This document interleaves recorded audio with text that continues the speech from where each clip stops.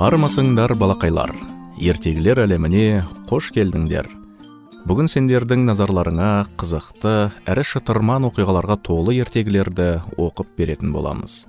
Ендеше, зейін қойып, тыңдай қойыңдар, достар.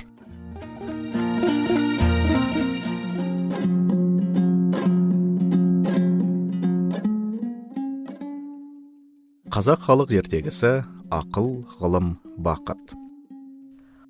Ақыл, ғылым, бақыт үшеуі бір-бірінен артықшылығын салыстырып, таласып, сарапқа түсіпті. Сарапшылар оларға өз шешімдерін айтыпты. Бірінші бақытқа: сен тұрақсыз, опасызсың. Орныңды таппай қонасың. Қонғаныңды ісінтесің, тасытасың. Ақырында оны бір күні лақтырып тастап кетесің. Ақылмен байланыс, сонда көп жасайсың. Депті. Екінші ғылымға: дүниеде сенен күшті нәрсе жоқ. Қара тасты қайнатасың. Дүние жүзін жайнатасың. Сақауды сайратасың. Жоқтан бар, бардан жоқ жасайсың. Бірақ бар ғаламды өзіңе бағындырғың келеді.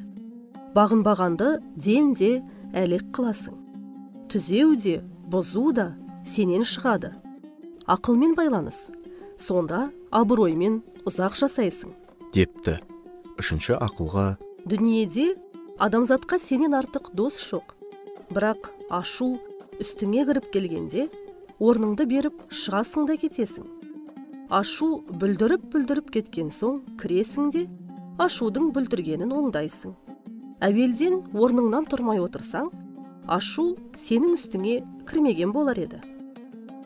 Барыңдар. Ақыл, сен адам бол. Ғылым, сен ат бол. Бақыт, сен қамшы бол. Үшеуің біріксең, ешбір мұң-мұқтаждарың болмайды. Депті.